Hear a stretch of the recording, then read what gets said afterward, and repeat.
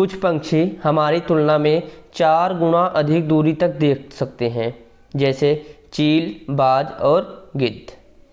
नमस्कार दोस्तों, मैं शैलेश स्वागत करता हूं आपका आपके अपने YouTube चैनल परीक्षा रेस पर। दोस्तों, यूपी टेट प्रीवियस ईयर प्रश्नों की सीरीज में आज हम लेकर आए हैं फरवरी 2016 में हुए पर्यावरण के 30 महत्वपूर्ण प्रश्नों को। दोस्तों, 2016 में यूपी टेट 2 बार हुआ था, एक फरवरी में और एक हुआ था दिसंबर में। तो आज का हमारा जो सेशन होगा वो फरवरी में पूछे गए 30 महत्वपूर्ण पर्यावरण के प्रश्नों का होगा।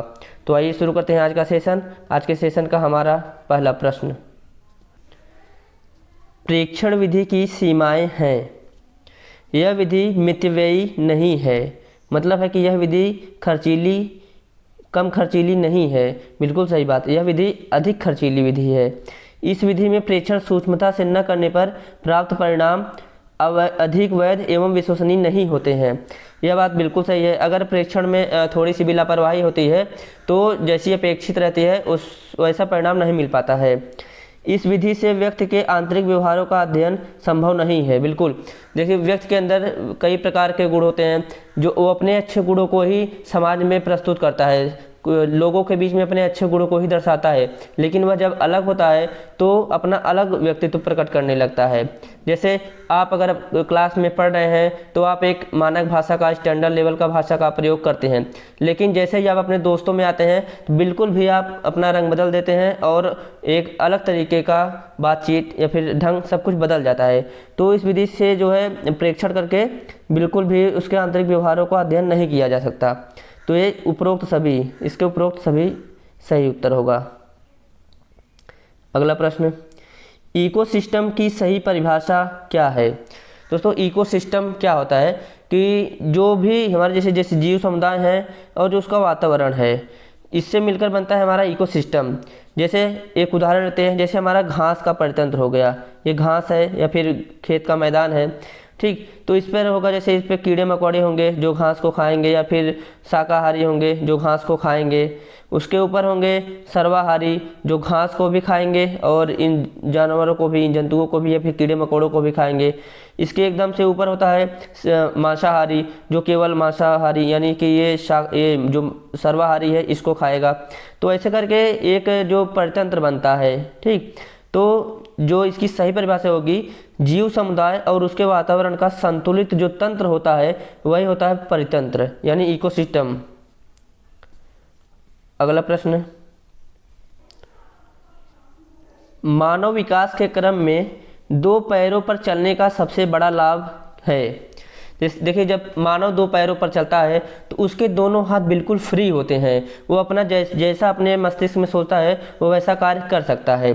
तो इसका उत्तर होगा, हाथ स्वतंत्र रूप से मस्तिष्क के आज्ञा अनुसार कार्य कर सकते हैं। जैसे आप कहीं बारात में गए और आजकल बफर सिस्टम का फैशन है, तो आप 2 पैरों पर अपने खड़े हैं, एक हाथ में प्लेट लिए हैं और दूसरे हाथ से अपना खाना खा रहे हैं। तो आपके दोनों हाथ स्वतंत्र है, सिर्फ इसलिए ऐसा कर पा रहे हैं। अगर आप वही जैसे जानवरों की तरह 4 पैर पर चलते तो ऐसा नहीं कर पाते। तो हमारे दोनों हाथ स्वतंत्र हैं, तो अपनी मस्तिष्क के आज्ञा अनुसार हम कार्य कर सकते हैं।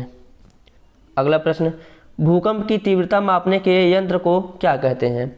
भूकंप की तीव्रता जो मापा जाता है वो सिस्मोग्राफ से मापा जाता है, ठीक। तो इसका उत्तर होगा सिस्मोग्राफ। कार्डियोग्राफ जो होता है ये हृदय से संबंधित है, हृदय की तीव्रता या फिर उसकी धड़कन को मापने के लिए कार्डियोग्राफ का उपयोग किया जाता है।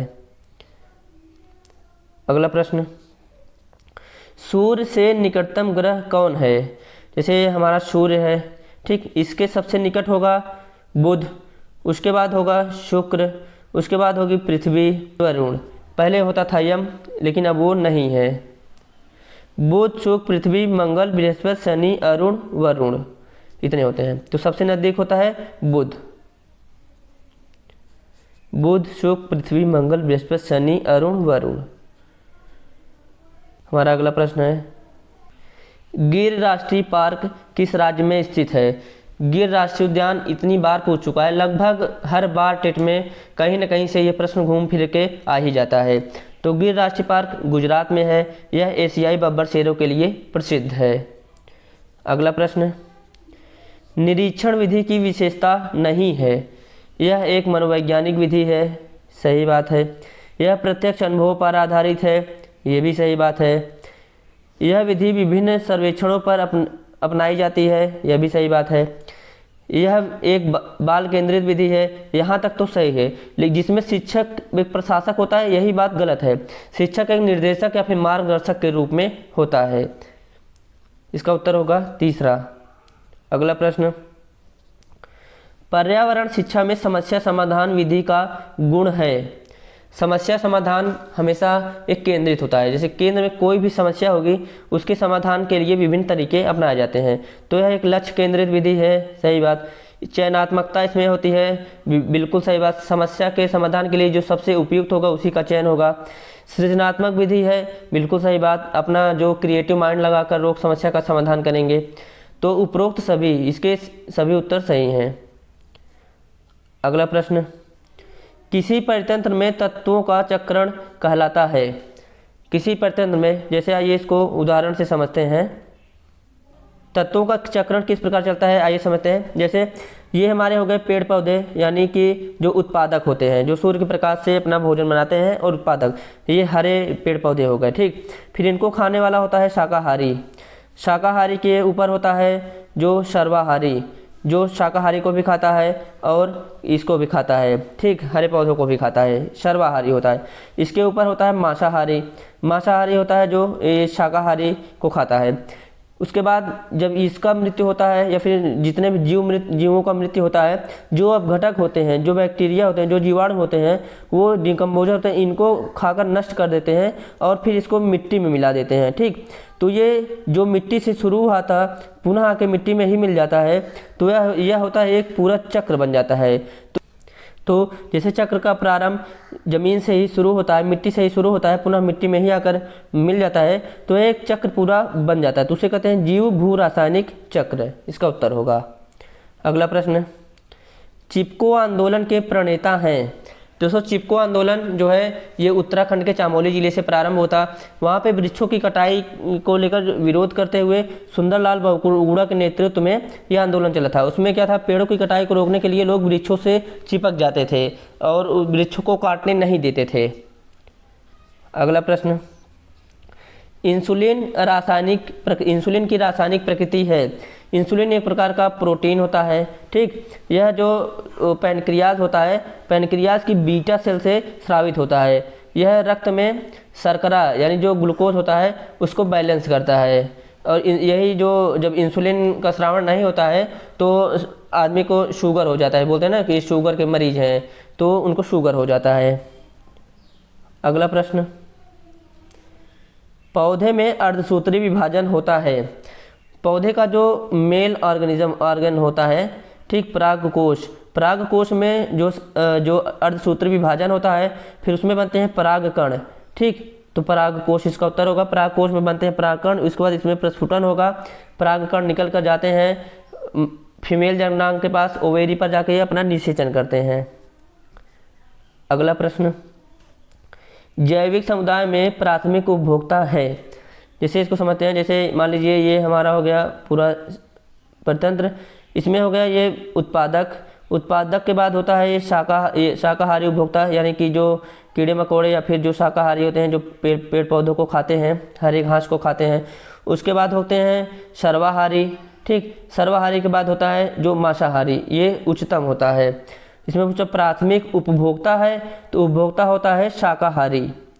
ये पहला हो गया उत्पादक, ये हो गया प्राथमिक उपभोक्ता, ये हो गया दूसरा उपभोक्ता, ये हो गया उच्च उपभोक्ता, तृतीय उपभोक्ता। अगला प्रश्न, ज्वर नियंत्रण में आमतौर पर सबसे अधिक प्रयोग की जाने वाली औषधि है। बिल्कुल भी, जैसे आप लोग देखते हुए किसी को बुखार होता है तो तुरंत सब बोलते हैं कि पैरासीटामोल की गोली खिला दो भाई, तो इसका उत्तर होगा पैरासीटामोल। Li52 जो है वो लीवर की दवा है। अगला प्रश्न, दही निर्माण हेतु कौन सूक्ष्मजीवी उत्तरदायी है। देखिए दूध हो रहता है, ठीक, दूध से बनता है दही। ये जो प्रक्रिया होती है उसे कहते हैं किण्वन। किण्वन प्रक्रिया में लैक्टोबैसिलस नामक सूक्ष्मजीवी होता है, यही जो है किण्वन प्रक्रिया करता है जिसमें दूध दही में परिवर्तित हो जाता है। तो इसका उत्तर है चौथा, लैक्टोबैसिलस। अगला प्रश्न, मानव रुधिर वर्ग की खोज सर्वप्रथम किस वैज्ञानिक ने की? तो लैंडस्टेनर ने सर्वप्रथम रुधिर वर्ग की खोज की थी। इन्होंने 4 प्रकार बताए थे रुधिर के, बोले थे ए, एक होता है बी, एक होता है ए बी और एक होता है ओ। इसमें प्लस माइनस भी होते हैं। अगला प्रश्न, प्याज, आलू और अदरक ये क्या है? दोस्तों जो प्याज, आलू, अदरक, केला हो गया आपका, लहसुन हो गया, ये सब जो है ये ज़मीन में रहने वाले जो तना है जिसे कहते हैं भूमिगत तना, ये भूमिगत तना होते हैं। इसमें जैसे जो केला आप देखते हैं, केले का जैसे ये पेड़ मान लीजिए, ये केले का पेड़ है तो ये पत्ते हैं, तो आप देखते हैं कि जो ये स्तंभ की तरह जो खड़ा भाग होता है ये तना नहीं होता है। तना इसका ज़मीन के अंदर ही होता है, वह केवल 1 से 1.5 फीट का ही होता है। बाकी ये जो आप देखते हैं ये पूरे की पूरी जो पत्ती है जो ज़मीन के ऊपर थी वो पत्ती होती है। जब आप पत्ती को बाहर वाली पत्ती को पकड़कर खींचेंगे तो आप देखेंगे पूरा नीचे तक पत्ती उखड़ती हुई चली जाती है। तो केला भी जो है वो उसका तना जो है वो भूमिगत ही होता है। अगला प्रश्न, एक कोश की सूक्ष्म जीव है। एक कोश की सूक्ष्म जीव इसमें से होगा पैरामीशियम। पैरामीशियम एक कोश की जीव है। एक कोश की सूक्ष्म जीवों में जितने भी प्रोटोजोआ के संघ के जो होते हैं वो एक कोश के होते हैं। जैसे अमीबा हो गया, एंट अमीबा हिस्टोलिटिका हो गया, लेशमानिया डोनावानी हो गया, प्लाज्मोडियम हो गया, यूग्लिना हो गया, ये सभी एक कोश की सूक्ष्म जीव हैं। अगला प्रश्न, निम्न में से कौन सा पादप उत्पाद साबुन का विस्थापन है? दोस्तों भारत में एक पाया जाता है जिसे कहते हैं रीठा। रीठा पादप का उत्पाद होता है। यह एक साबुन की तरह कार्य करता है। इसको सुखाकर साबुन की तरह उपयोग में लाते हैं। जो सोनार होते हैं वो सोना और चांदी को चमकाने के लिए रीठा का प्रयोग करते हैं। अगला प्रश्न, निम्नलिखित वाहनीय ईंधनों में से किसको आजकल पर्यावरण स्नेही माना जाता है? दोस्तों बिल्कुल ये होता है CNG, कॉम्प्रेस्ड नेचुरल गैस, यानी संपीड़ित प्राकृतिक गैस जिसमें मीथेन भरा रहता है। इसको पर्यावरण स्नेही माना जाता है। बाकी डीजल हुआ, चाहे पेट्रोल हुआ, चाहे द्रवित पेट्रोलियम हुआ, इन सब से प्रदूषण होता है। अगला प्रश्न, गैसीय अपशिष्ट हैं। जो गैसीय अपशिष्ट होते हैं जैसे लकड़ी जलाओ चाहे कोयला जलाओ, इनसे जो निकलने वाला धुआं होता है, धुएं में होता है मीथेन। मीथेन के साथ साथ कार्बन मोनोऑक्साइड, कार्बन डाइऑक्साइड, ये सब गैसें उत्पन्न होती हैं। और इनसे होता है ये जो प्रदूषण का कार्य करते हैं जिससे स्वास्थ्य पर प्रभाव पड़ता है। तो ये गैसीय अपशिष्ट हैं। लकड़ी और कोयले से जलने वाला जो धुआं होता है गैसीय अपशिष्ट होता है। अगला प्रश्न, निम्नलिखित में से कौन से पौधे दूर दूर प्रसारित होंगे? देखिए तो आप लोग देखते होंगे कि जैसे जो पक्षी होते हैं वो एक स्थान से दूसरे स्थान पर अपने भोजन की तलाश में दूर दूर तक जाते रहते हैं। वो जैसे पक्षी दूर जाते हैं उस फल को खाते हैं तो उसका जो बीज होता है वो अपने साथ लेकर चले आते हैं, या फिर कहीं और जाते हैं तो वहाँ पे बीज को छोड़ देते हैं। तो इससे क्या होता है कि जो बीज का प्रकीर्णन दूर दूर तक हो जाता है, तो पौधे दूर दूर तक प्रसारित होते हैं। तो इसका उत्तर होगा बीज द्वारा प्रकीर्णन। हमारा अगला प्रश्न है, जब एक जीव लाभ लेता है बिना दूसरे सहवासी जीव को प्रभावित किए तो कहलाता है? यह होता है सहजीवी। सहभोजी क्या होता है? जब दोनों एक दूसरे को लाभ दें। जब केवल एक ही लाभ ले रहा है दूसरे को बिना हानि पहुंचाए तो वह होगा सहजीवी। और जब किसी जो मृत पर जो बैठकर जो डिकम्पोजर होता है, मृत जीवों को जो खाते हैं वो होते हैं मृतोपजीवी। परजीवी होते हैं जैसे गाय भैंस या फिर कुत्ते, जानवरों के ऊपर जो कीलनियाँ होती हैं वो परजीवी होते हैं। सहभोजी होते हैं जब दोनों एक दूसरे को लाभ पहुंचाएं, वो सहभोजी होते हैं। अगला प्रश्न, जब मोर सांप को खाता है, सांप कीड़े को खाता है और कीड़े हरे पौधे को खाते हैं तो मोर का पोषण स्थल क्या है? जैसे ये हमारा हो गया पिरामिड, ठीक, इस पे हो गया उत्पादक यानी घास स्थल। उसके बाद होता है प्राथमिक उपभोक्ता जिसमें कीड़े मकोड़े आ गए। उसके बाद होते हैं उसके ऊपर जो कीड़े मकोड़ों को खाने वाले जो होते हैं वो होते हैं इसमें जैसे सांप हो गया, ठीक, और इसके ऊपर रहता है मोर। मोर सांप को खाएगा, सांप कीड़े को खाएगा, कीड़े जो है पौधों को खाएंगे। तो सबसे ऊपर जो बैठेगा वो होगा मोर। तो खाद्य के पिरामिड शीर्ष पर बैठेगा मोर होगा। अगला प्रश्न, निम्न में से कौन सा कायांतरित शैल का उदाहरण है? दोस्तों संगमरमर जो होता है वो कायांतरित शैल का उदाहरण होता है। चूना पत्थर का जब वर्षों तक दबा रहता है जमीन के अंदर तो वह धीरे धीरे कायांतरित होकर संगमरमर बन जाता है। तो चूना पत्थर का कायांतरित रूप होता है संगमरमर। अगला प्रश्न, महासागरों में निम्न में से कौन सी लवण सर्वाधिक मात्रा में पाया जाता है?